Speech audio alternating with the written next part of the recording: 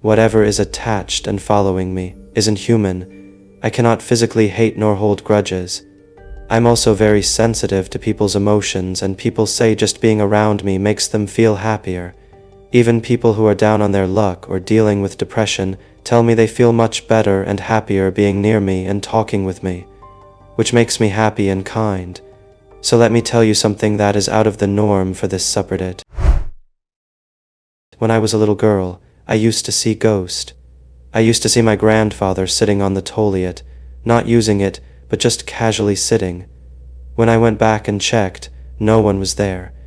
I remember my mother driving past an abandoned house, and I saw a teenage girl dressed in a lacy nightgown close the curtain of the top bedroom window after I looked up at her.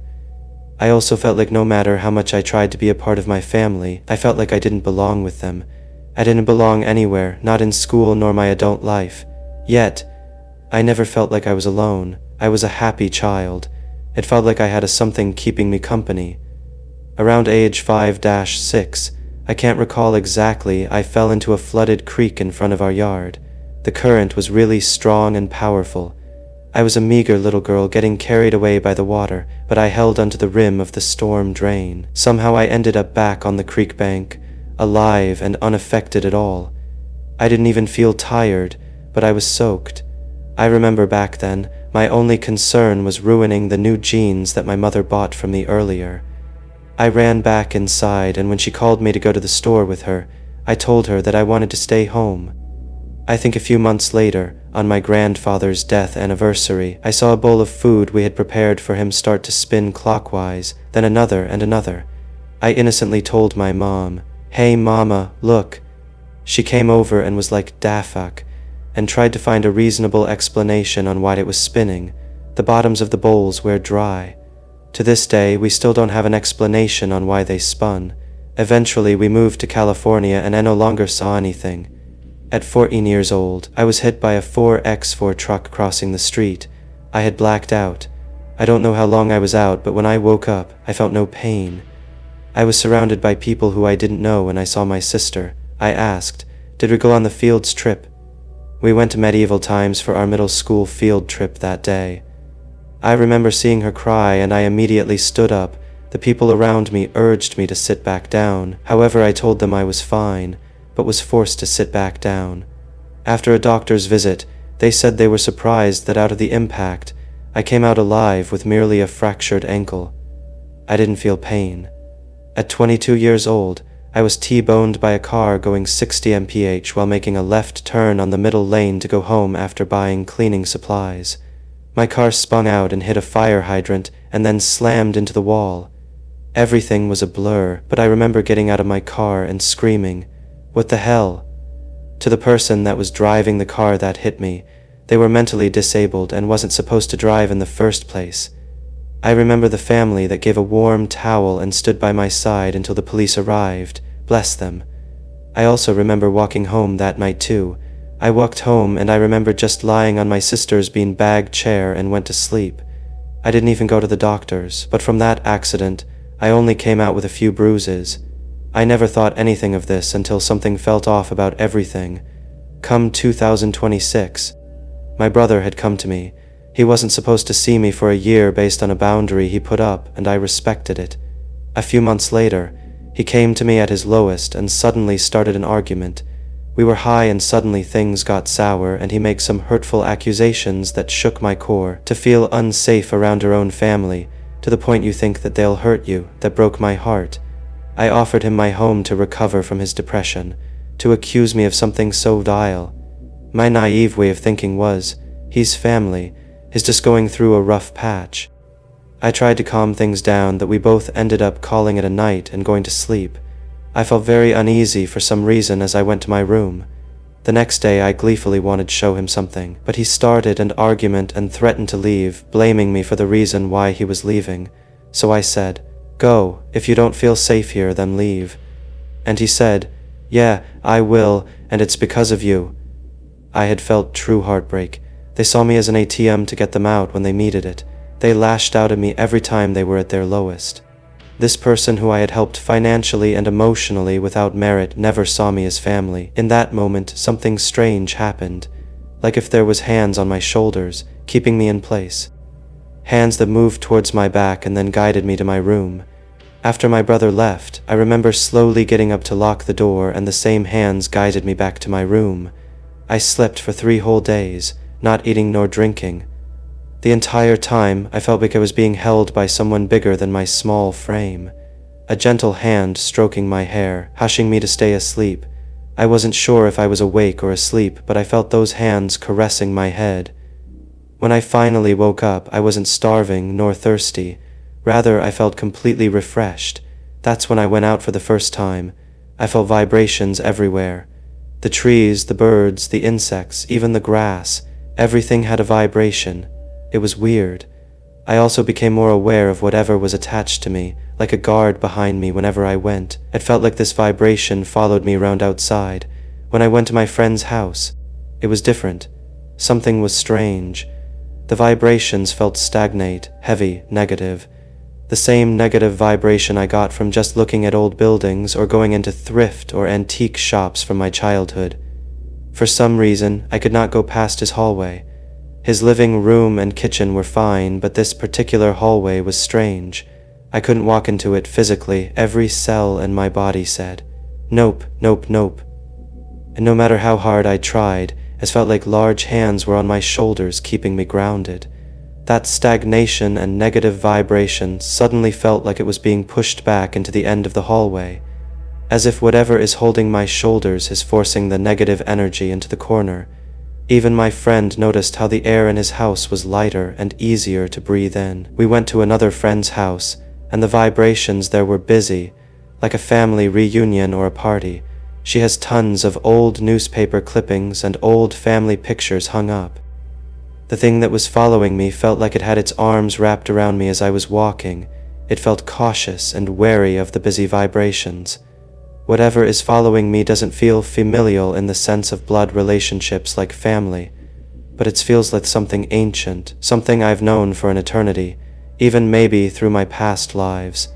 It doesn't feel like it's a human soul at all, but it can't be an angel nor a demon, since every time I even so much as go into a church or try to go near one, I get headaches that drive me away from them, and I've never met any demons in my life, nor was plagued by anything of the sort malicious things growing up. I'm not religious, but I respect God and don't hate the devil. Yet, all my life, whenever I went anywhere near a church or anywhere religious, I always got a headache that got worse and worse the more I got closer to it. I know it's male. It seems to tolerate men, but I've noticed even though 2 of my siblings have been sexually assaulted, I was untouched. When I think of it, I picture a night. Every fatal life-threatening situation in my life, I've survived with the bare minimum of injuries. I assume this is because of whatever is attached to me. Even as I type this out, I can feel whatever has been following me keeping guard at my bedside. The air is humming with a peaceful, clean, calm vibration. It's here to stay until I die. I know it. I only wish I knew what it was so that I can thank him properly. Maybe I'll visit a psychic one of these days. Then again, the vibrations around getting near where a psychic lives or a psychic shop makes me feel heavy vibrations and causes me to feel nauseous, so I turn the other way. I'd even wanted to share this with you guys since it's something I've been holding close to myself lately. Edit. To those who have messaged me about it being a demon or a jinn, and afraid you might have offended my unseen friend, I won't answer your message, but what I can tell you is that is rather hostile towards all pre-Abrahamic religions. It doesn't matter which religion, Catholic, Judaism, Christianity, Islam, if you're Christian, Buddhist, Muslim, Hindu, or whatever, it doesn't like any of it. It seems to exist beyond the laws of what humanity perceives as good and evil and tries to keep me away from their influence. Another edit since someone asked in my DM. No, it's not malicious at all, rather it feels like it is the exact opposite. It chases heavy and negative energy away, as I explained in the incident around my friend's place. It seems it won't let me pick a side in regards of good and evil or heaven and hell. It's completely neutral. That could explain why I get painful headaches being near religious places and why it doesn't like religion. From the deleted comment, the person said that my entity was a demon, asked me to ask my entity about their relationship with Jesus, and they ended up blocking me for some reason after I answered, "I'd why." I'm sure they're using an alt account to downvote my comments and my conversation because they don't want to believe what I told them. Loudly therms. I saw a shapeshifter shapeshifting. This happened to me on 1/25/24 at the Poverty Point UNESCO World Heritage Site in Louisiana. The park includes several Native American mounds from 3000-100 BC and semicircular earthworks. The tallest mound is about 6 stories high with a modern staircase leading to the top. There are many details that, as I've been researching, that stick out that I noticed but didn't really register at the time, so I want to tell this as it played out and what I was thinking as it happened. This is a true story about what I saw. I wasn't on anything, just taking a stretch break. Again, I don't know what it could have been, so I'll describe it as I saw it. When you're in the situation, you don't really process everything that's going on around you, and for me nothing really registered until I was safe in my car again. This is my POV. I was on my way back to Mississippi from Texas on a work trip and stopped at a gas station off I-20. I was in northern Louisiana and at the exit for the Poverty Point UNESCO World Heritage. I had read about it before, and after much mental deliberation, I decided to drive the extra 15 minutes to check it out. The sun was starting to go down and the park had already closed, so I didn't know what to expect when I got there. I'm driving through flat fields. The setting sun made the sky so beautiful. At this point, I was glad I decided to take the scenic route and make this pit stop. As I pulled up, there was no fencing or anything to prevent me from taking my self-guided tour. There were also no people. This park is miles from the nearest town, so everything was quiet. The fog was dense and low to the ground. The sky was beautiful. It was the perfect atmosphere for a reflective experience. I parked in front of the gate to the visitor center, somewhat blocking the driveway, but since it was closed, I didn't think it would matter. I had walked about 5 minutes up the trail, which runs through the field between some of the earthworks and leads to the mounds, when a car pulled up behind where I had parked. The driver got out and seemed to be inspecting my car. I thought it was a park ranger wanting me to move out of the driveway. I considered going back to see what the issue was, and if I needed to move, but just said screw it and kept walking. As I followed the paved path, I was looking for the stairs to get to the top. Apparently it was too dark and I missed them. I ended up walking all the way around the mound before finally finding it around where I had started. It was a nice walk though. I saw some armadillos and other wildlife. The thick mist gave off just the right vibes. It felt like I was walking amongst Native American spirits. I imagined people 5,000 years ago living here and creating these monolithic structures. The mound was pretty high, about 75 feet, essentially 6 stories to the top. It was a truly awesome view. I spent about 20 minutes there watching the last of the sunset. It was almost a spiritual experience. I noticed there were some foresty acoustics, so I tested them out with a loud hello. The echo was pretty long and seemed to stretch for miles, so I did it again a little louder. The dark had really started to fall at this point, and it was time to get back on the road. I shot one last video from the top and started to go down the stairs again. As soon as I was descending, the forest became louder. The bugs started chirping louder. The atmosphere over the course of a minute went from quiet to heavy static. After about 20 seconds of this, an animal started howling. I hadn't gone down very far, so I went back up to the top to check it out. For the next few minutes, there were howls of what I assumed to be a coyote. I could almost point where the sound was coming from in the woods below me. The howls were eerie. It sounded like a dog barking, then would turn into loud, long howling. The sun was down with just the last bit of light before night. After about 2 or 3 minutes, the howling stopped and the forest went quiet again. I didn't hear anything like that again. It was just a few minutes of interruption during an otherwise peaceful walk through this ancient American city. After finally descending from the mound, rather than walk back on the main path, I took the more direct way through a clearing between the woods. It definitely wasn't a trail. It was dark, but the moon was bright enough. I didn't want to use my flashlight because I was enjoying the natural environment and didn't want the park rangers to notice me in case they were still there. Even after that howling, if I did notice anything weird, I would chalk it up to my senses playing tricks on me. One thing I did notice, but didn't really let get to me at the time, was that it seemed something was following me in the forest. I would hear it when I was walking, but it would stop when I would stop. I just told myself it's some armadillos or something and kept on. I was past the forest and back in the open field between me and my car.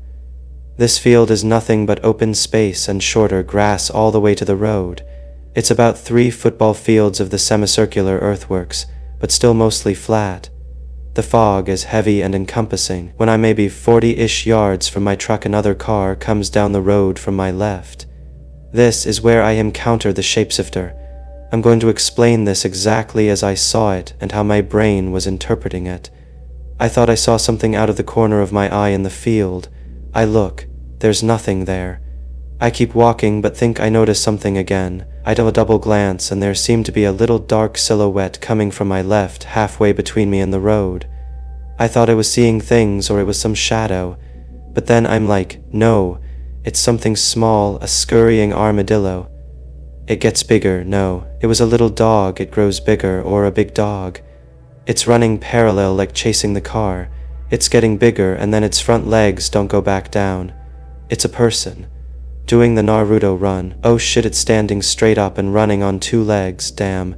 The park ranger caught me and must be playing a trick on me for being here after hours and parking in the way. Its arms stay by its side as it runs and appears to be large and almost stoic. It stays like this for about 5 seconds when it leaps forward.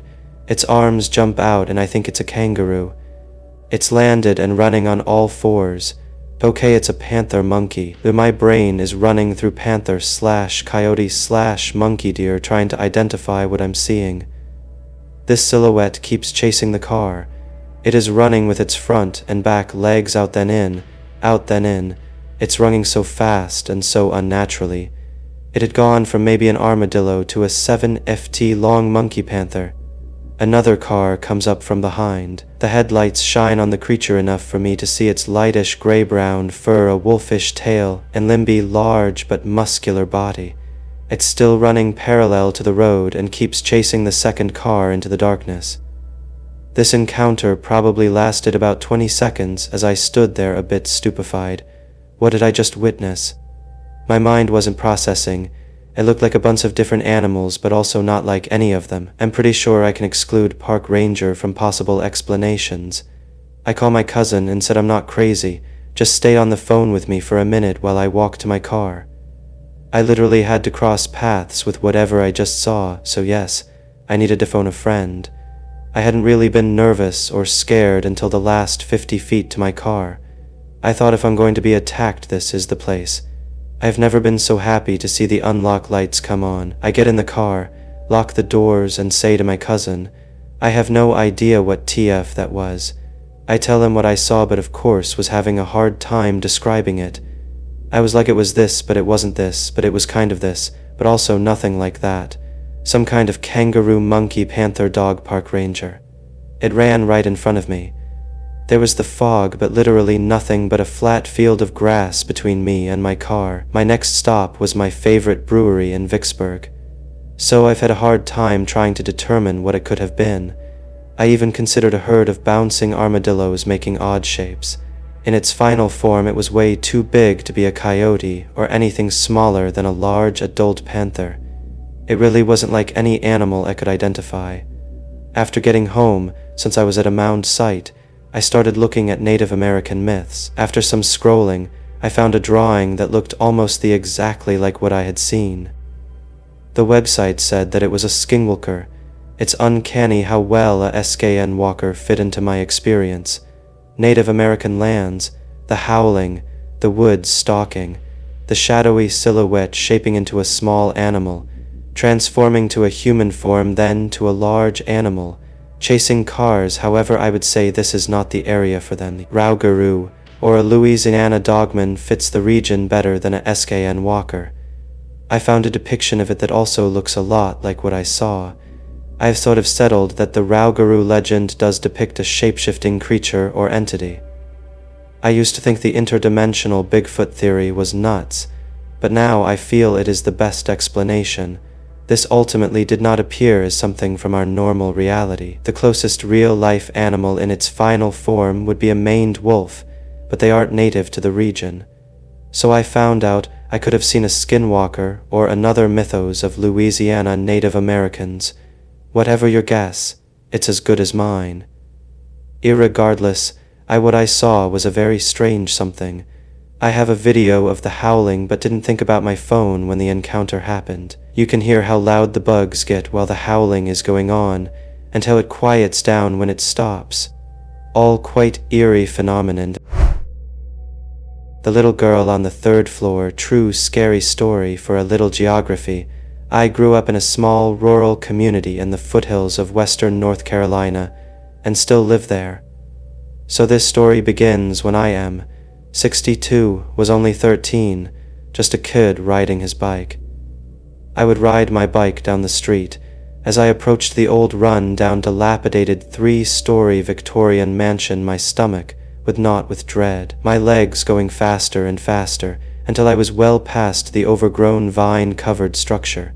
Fast forward, now an 18 and in high school. The mansion has now been remodeled and is a historic location and a museum. A Charlotte TV station does a story for Halloween and lists it as one of the most haunted locations in North Carolina. For one of my classes, we take a tour of the mansion, originally constructed as a 2-story residence for a wealthy, eccentric diamond dealer. He was unsatisfied with the lack of impressiveness of the home and literally had workmen saw the house in half, jack up the top floor and build a second floor in between, and now have a 3-story home. There are photos of this construction process in the museum. During our tour, we had a psychic medium with us. When we were on the 3rd floor, she became physically ill and overwhelmingly sad, saying this room was a place of great sadness, that someone had been held against there will hear for many years, noting this one particular room still had locks on the outside of the 2 doors which access the room. The windows also had locks on the outside. This kind validated the psychic's account for us. Fast forward another 6 years and now I am a deputy for the county sheriff. The mansion constantly has alarm violations, almost never an entry sensor but always interior motion on the 2nd or 3rd floor. The mansion has an extensive collection of vintage and antique dolls. I have responded as many as 5-6 times a night. Never, not once have I or any other officers had an actual break-in. Go at 10 p.m. and everything is in order as it should be. Go back at 3 a.m. and dolls are on the floor, removed from a locked glass cases, and the case is still locked. Cold spots where you could see your breath, and the hair on the back of your neck and arms stand up on hot summer nights. This literally goes on year after year. All the officers knew that the mansion was haunted.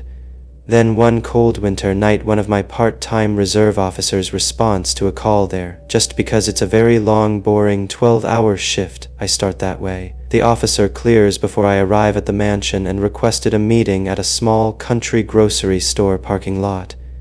Now mind you, this officer was part-time, and as we would say, for his real job, he was a professional pilot and flew very large cargo jets all of his adult life.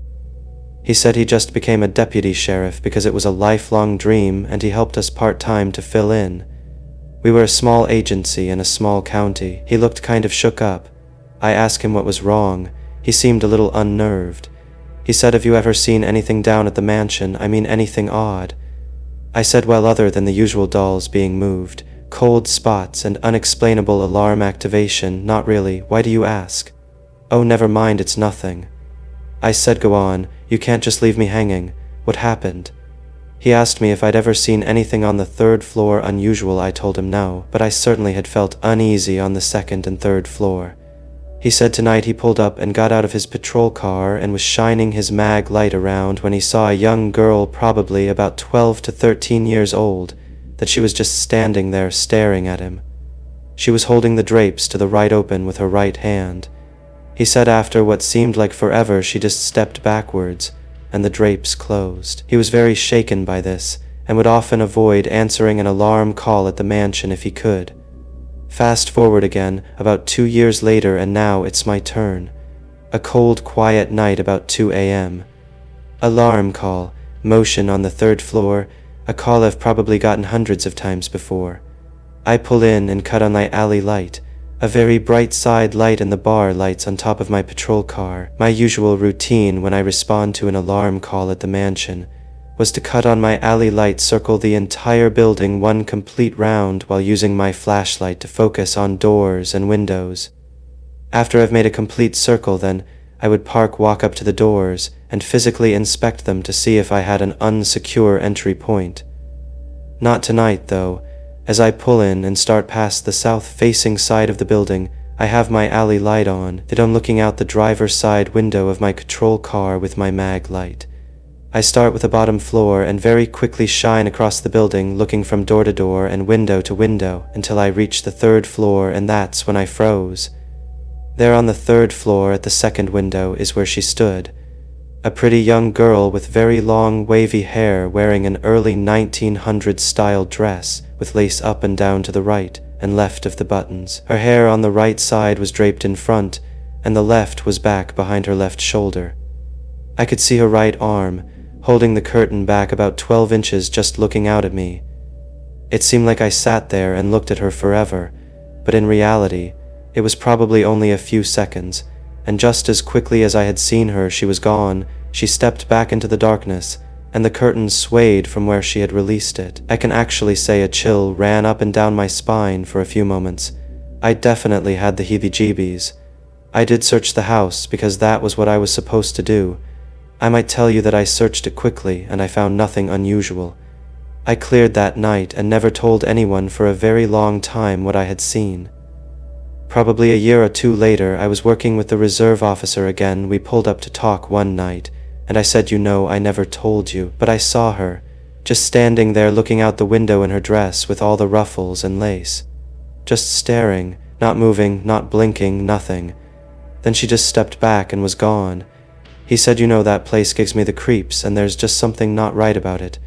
We talked a bit longer, and I agreed it certainly did give me the creeps too.